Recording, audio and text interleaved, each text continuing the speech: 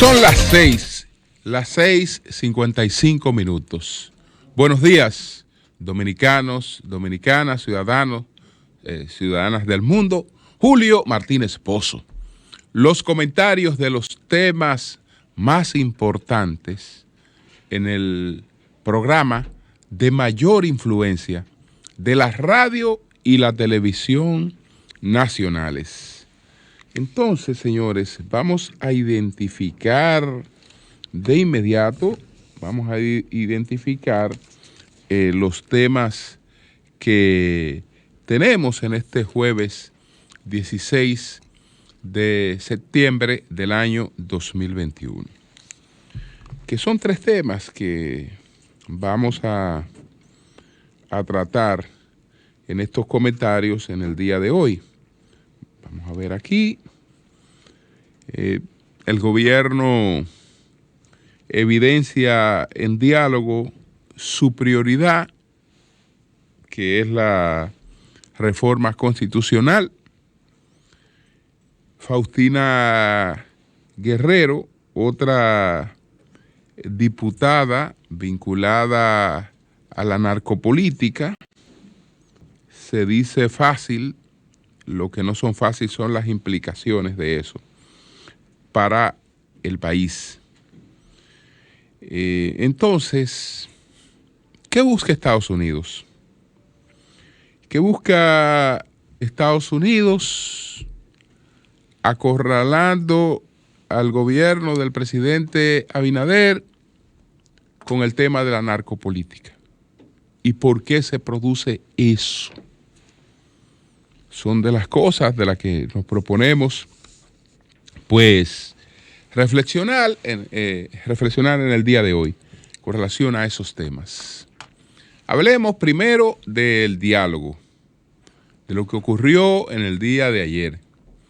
El presidente Abinader acudió, hizo una introducción y luego se dio paso a la lectura de un documento por parte del consultor jurídico Antoliano Peralta. Ahí estaba la propuesta llevada por el presidente Abinader, que ha convocado este diálogo para discutir 12 reformas.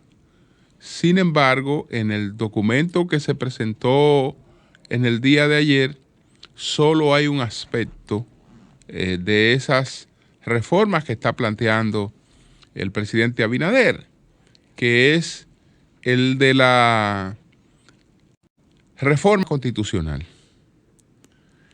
Las otras cosas no se conoce cuál es la aspiración y cuál es la propuesta del gobierno.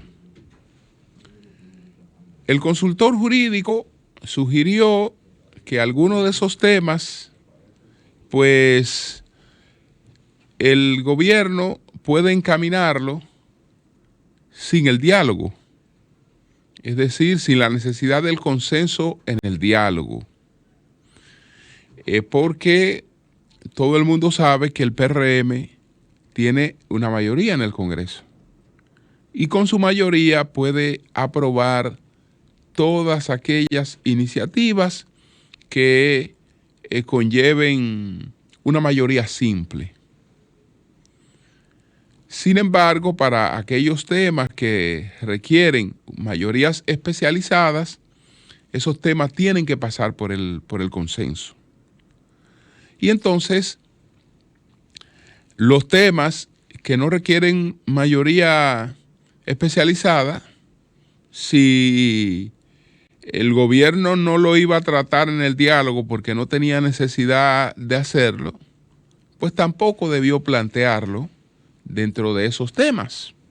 Porque, bueno, si usted tiene la posibilidad, tiene los objetivos políticos de aplicar un programa y hay parte de esas cosas que usted la puede avanzar por sí mismo, pues aváncela. Pero están entonces los temas que requieren ahí de mayoría especializada, que ya eso es otra cosa. Yo sigo pensando sobre el diálogo lo mismo que dije en principio. Hay escasas posibilidades de que eso conduzca a nada, a ningún acuerdo,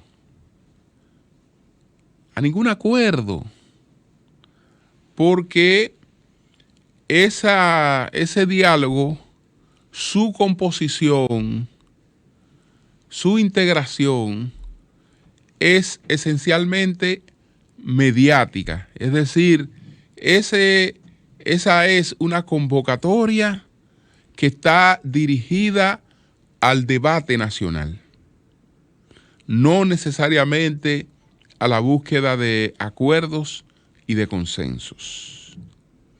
Porque la tradición ha enseñado en República Dominicana cómo es posible lograr esos consensos. Cuando usted convoca una mesa amplia en la que pretende dar a todos el mismo trato, eso, aunque suene lo correcto, no es la realidad. Y la política es un asunto de realidades. Usted puede convocar a una mesa a todos los partidos políticos y pretender darles a todos el mismo trato, pero en la realidad política no son iguales todos los partidos. No tienen la misma incidencia, la misma importancia, el mismo peso todos los partidos. Entonces, si se trata de acuerdos políticos, esos acuerdos políticos, esos consensos, tienen que buscarse sobre la base de un reconocimiento de esas realidades.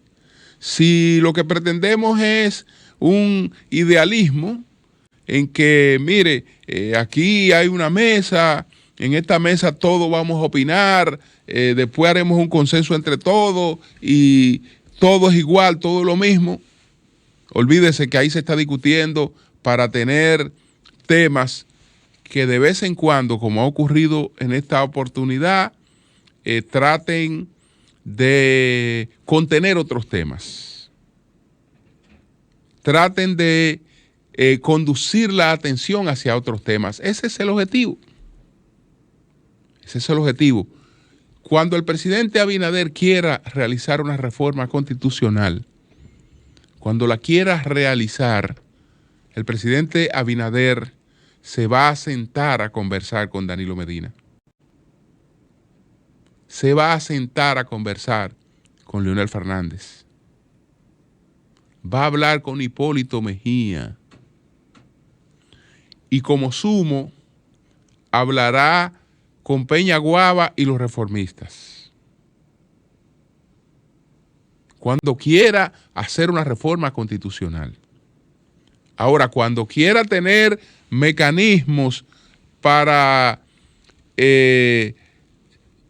entretener a la opinión pública, se seguirán haciendo convocatorias como esta que se hizo en el día de ayer, que para titulares, para comentarios, perfectas, pero ahí no hay posibilidad.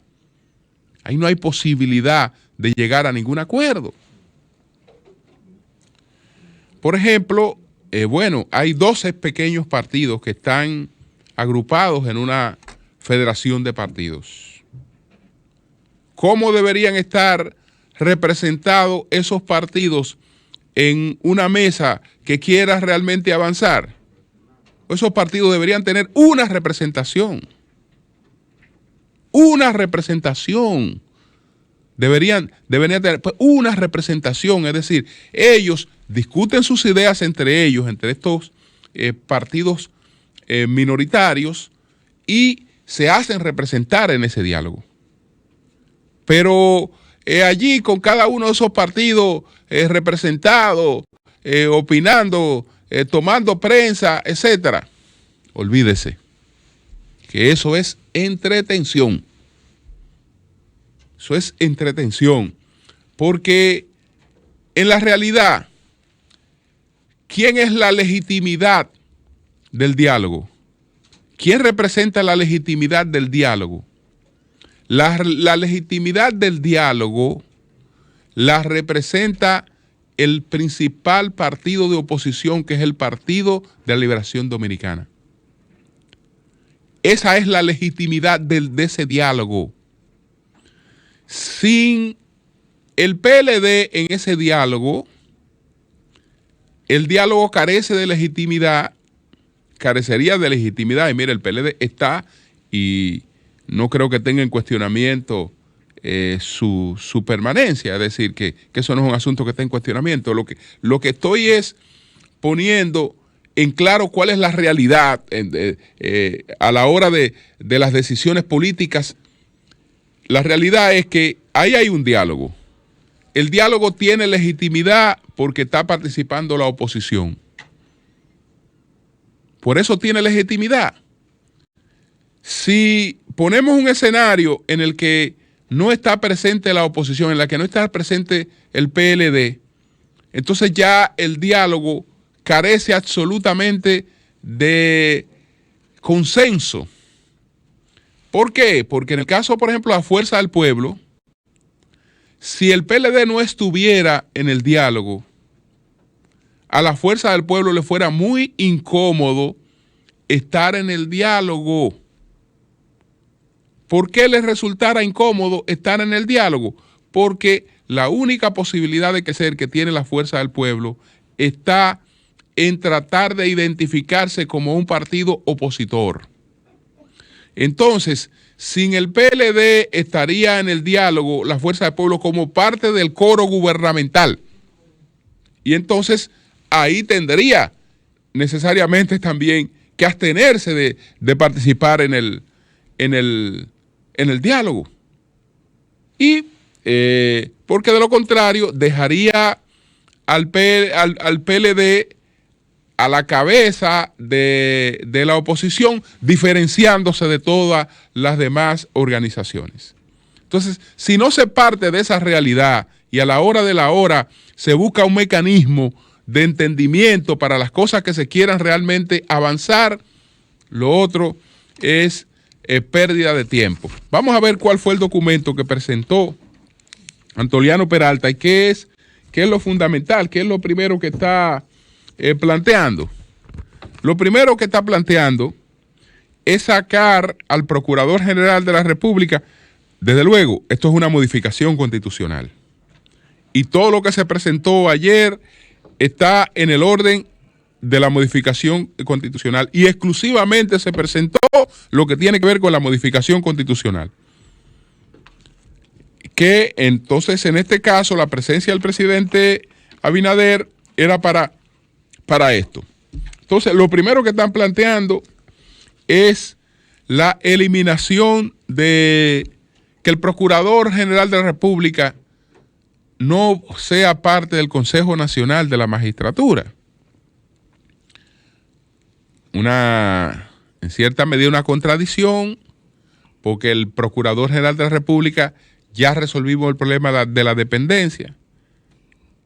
El Procurador General de la República o la Procuradora se supone que es independiente. Si es independiente, ¿cuál es la razón por la que no debe estar en el Consejo Nacional de la Magistratura? La única razón es que no es independiente. La única razón es que es el brazo judicial del Poder Ejecutivo. Y el propio Poder Ejecutivo está proponiendo que sea excluido el Procurador General de la República del Consejo Nacional de la Magistratura. Esta es su primera propuesta. En eso se basa. Entonces, sobre las altas cortes, ellos están planteando lo siguiente. De la mano de la reforma al Consejo Nacional de la Magistratura, es oportuna una reorganización puntual del funcionamiento de las altas cortes. Estas son la Suprema Corte de Justicia, el Tribunal Constitucional y el Tribunal Superior Electoral. En concreto, se buscaría someter a sus jueces a un régimen de ingreso, permanencia y alternancia más riguroso. En tal sentido, estos jueces serían designados por periodos únicos de 9 años y los plenos serían renovados gradualmente cada 3 años. Por una parte, la ostentación de la presidencia de estas altas cortes sería alternada cada 3 años y a partir de los jueces designados anteriormente. Entonces, esa dinámica fortalecería la independencia de los jueces ante la imposibilidad de su reelección en un mismo órgano, reduciría la posibilidad de que se formen mayorías ideológicamente comprometidas con una visión política y contribuiría a la construcción de una cultura de reformulación gradual de los órganos constitucionales. Eso es lo que tiene que ver con las altas cortes. Escoger a los jueces por 9 meses, por 9 años, entonces que se vayan cumpliendo, que se van renovando, que se vaya rotando la presidencia. 9 años es toda una vida. Eso es toda una vida. Entonces, con relación al Ministerio Público, ellos están planteando que para garantizar la independencia política en el sistema de justicia dominicano, no basta con incluir el Consejo Nacional de la Magistratura al Procurador General de la República, sino que es necesaria una transformación constitucional del Ministerio Público, la cual le otorga una independencia real del Poder Ejecutivo y de los demás poderes del Estado. De lo que estamos hablando, ¿qué está planteando el gobierno? Que se necesita una independencia real del Ministerio Público. Es decir, que sabemos que no existe un Ministerio Público independiente.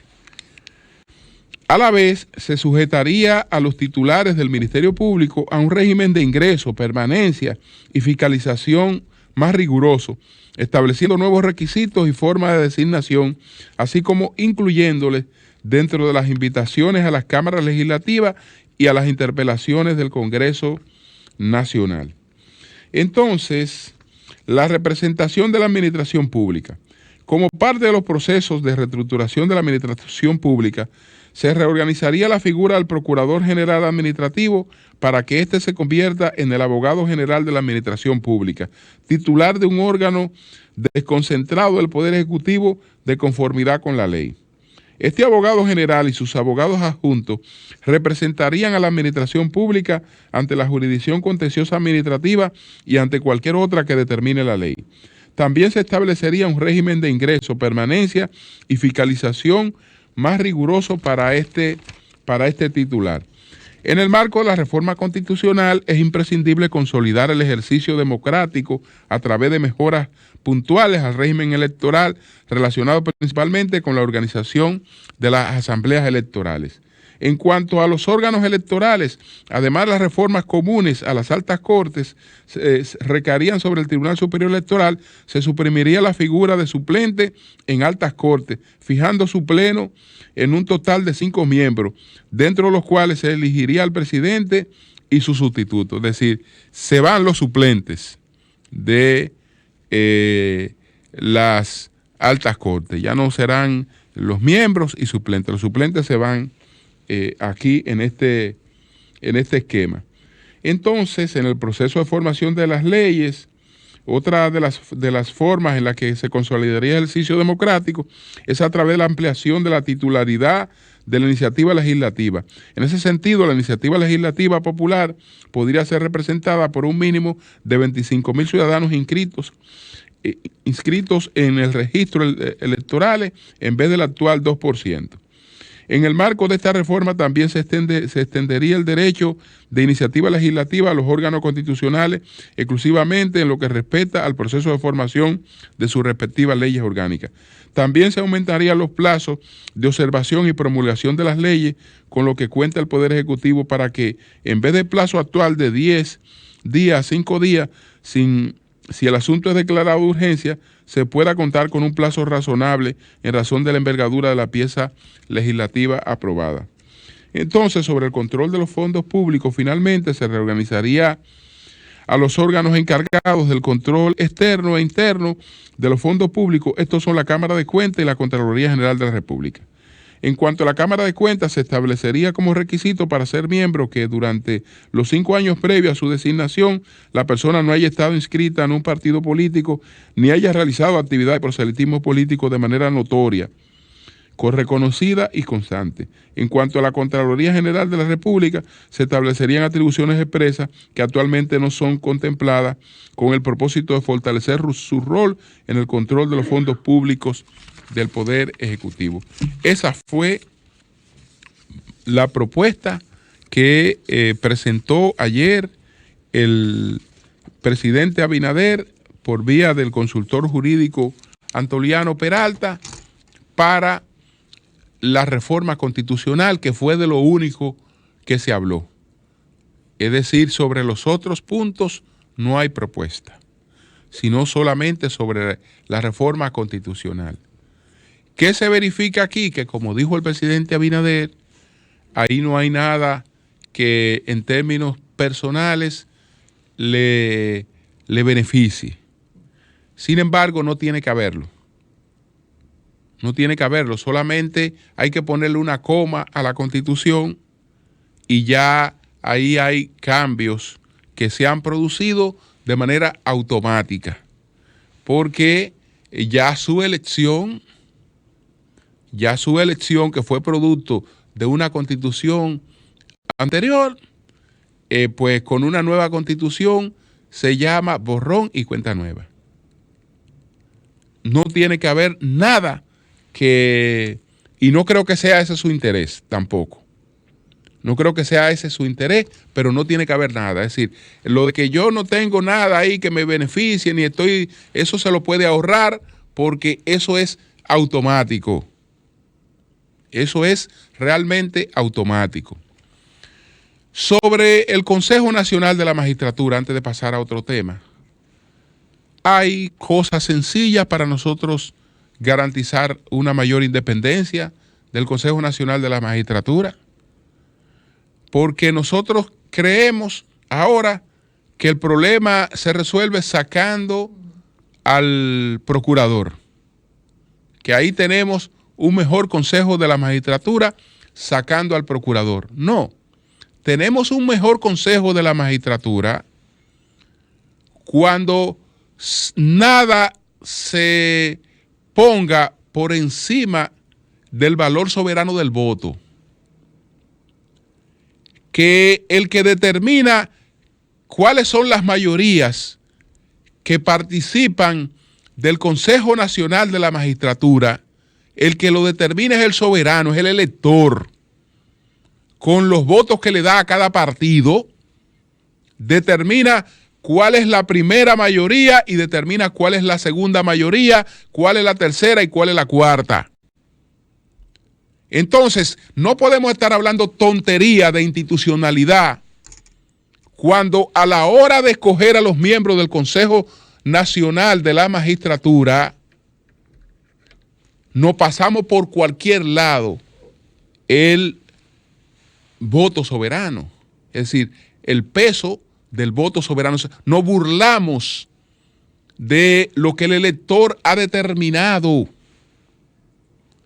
y sustituir lo que determina un elector por la voluntad de los individuos. Yo creo que eso no es institucional. No. El que dice las elecciones son para eso, se escoge quién va a gobernar y automáticamente se escoge también quién va a la oposición. Por lo menos quién encabeza a la oposición, el elector lo determina con su voto. Y lo determina claramente, y eso debe respetarse si queremos instituciones. Entonces, y respetando eso, desde que se arranca y respetando eso, ya el presidente está manejando el Consejo de la Magistratura.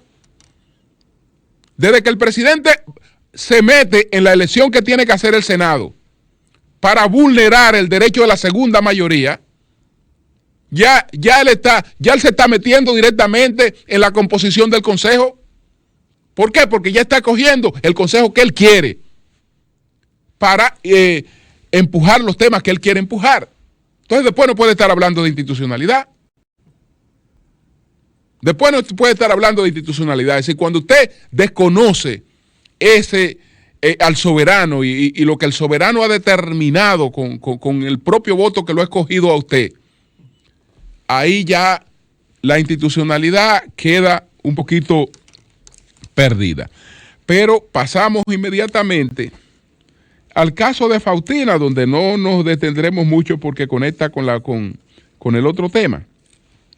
Faustina Guerrero, la sexta diputada vinculada con el narcotráfico. Es decir que tenemos 6 diputados de un Congreso nuevo, relativamente nuevo, 6 diputados abiertamente vinculados al narcotráfico. Eso se dice fácil, pero las implicaciones que eso tiene no se diluyen con facilidad. El impacto que eso tiene no se diluye con facilidad. Ya sabíamos que el caso de ella, pues, era evidente, porque todo el mundo sabe que esa posición que ella tiene es la posición de su marido. Es decir, que al él no ser diputado, la pone a ella con sus recursos, con su equipo, y le deja el cargo a ella. Con los mismos recursos con lo que él se mueve y por lo que está vinculado en este expediente de narcotráfico. Entonces, evidentemente que ahí se arrastraba automáticamente. Bueno, ahora son 6. 3 que están en este caso y los otros están en otros casos, porque está el señor Gutiérrez de Santiago, que tiene su propio caso, ese fue el apresado en Miami. Y está la esposa del señor Mickey López de La Vega, en otro caso, en una investigación, pero también vinculada al lavado de activos, y se habla de lavado de activos por fondos provenientes de narcotráfico. 6 diputados. Ayer vimos que se produjo la visita, que aquí está en la República Dominicana, el jefe regional de la DEA. El jefe regional de la DEA, pues vino aquí ayer y se reunió con el jefe regional de la DEA, ese señor John F. Caney, y se reunió con el director de la DNCD en la República Dominicana, el vicealmirante José Cabrera Ulloa. Y él vino con otros personajes de la DEA. ¿Qué hace la DEA aquí? Es decir, ¿qué hace? ¿Por qué esta reunión? Vino a expresar su conformidad con el hecho de que el operativo que llevaron a cabo terminara en una gran frustración frente a los objetivos principales. Evidentemente que si está hablando de que van a fortalecer una serie de cosas, la Administración de Control de Drogas de Estados Unidos tiene el cuerpo metido en la República Dominicana. Esta es la reseña que hace Diario Libre. En momento en que se desarrolla una de las investigaciones más importantes en contra del narcotráfico y del lavado de activos, a la que se ha denominado como Operación Falcón. Y entonces, esto indica algo, ¿no? Esto indica algo. No sé exactamente qué es lo que indica, pero dudo que sea en expresión de conformidad que está la DEA en la República Dominicana y que ha venido directamente a esta reunión después de este operativo, donde los individuos, por lo menos 2 de los 3 que más interés tenían en Estados Unidos, recibieron información previa de los operativos y no pudieron ser localizados. Entonces, eso. Ahora, la pregunta que me hago después, ¿por qué Estados Unidos? ¿Por qué estas cosas no son inocentes en términos políticos y geopolíticos? ¿Por qué Estados Unidos? Pues ha estado virtualmente acorralando al gobierno del presidente Abinader con el tema de la narcopolítica. Porque estos señores, esto que está ocurriendo tiene un peso muy fuerte.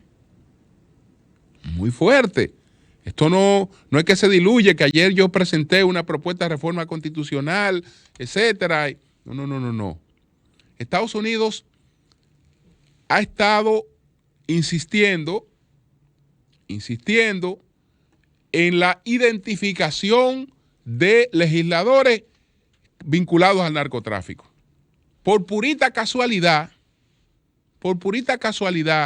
5 de los 6 son del partido de gobierno. Por purita casualidad. Es decir, eso en política y sobre todo entre aliados, entre amigos, tiene su tratamiento. Eso tiene su tratamiento, que Estados Unidos no lo ha dado. No ha habido un colador, no ha habido un filtro. No ha habido un filtro. Previamente habíamos visto al presidente Abinader hacer cosas que a veces uno se pregunta, ¿y por qué el presidente lo hace? Pero sabrá Dios a qué necesidad el presidente está respondiendo. O cuando vemos al presidente en Montecristi con militares estadounidenses exhibiéndose, uno dirá, pero eso es una tontería, eso no tiene sentido, no sé por qué lo hace, etcétera. Él sabrá por qué lo hace. Él sabrá por qué lo hace. Lo que quiero significar es que, además de todas las cosas que hemos mencionado en este asunto, aquí no deja de estar presente el tema guerra de Estados Unidos contra China. No deja de estar presente en este hecho. Que eso no lo ha aplacado el presidente Abinader presentándose como se ha presentado con militares estadounidenses en Manzanillo, o prácticamente dejando claro que así como una vez queríamos darle la bahía de Samaná a Estados Unidos después que no se pudo dar la anexión, cójanse la bahía de Samaná. Así le queremos dar Manzanillo. Mire, tengan Manzanillo.